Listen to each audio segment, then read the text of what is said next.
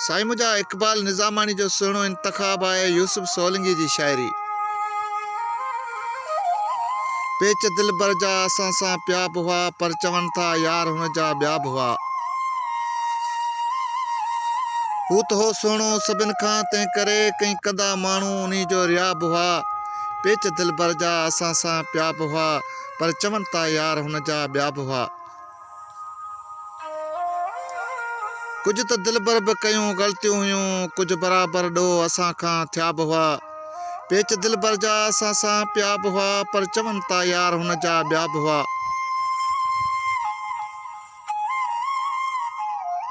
हू चवे थो सोलंगीअ मां जिंद छुटी रोज़ यूसुफ जा नवां हिते नियाब हुआ।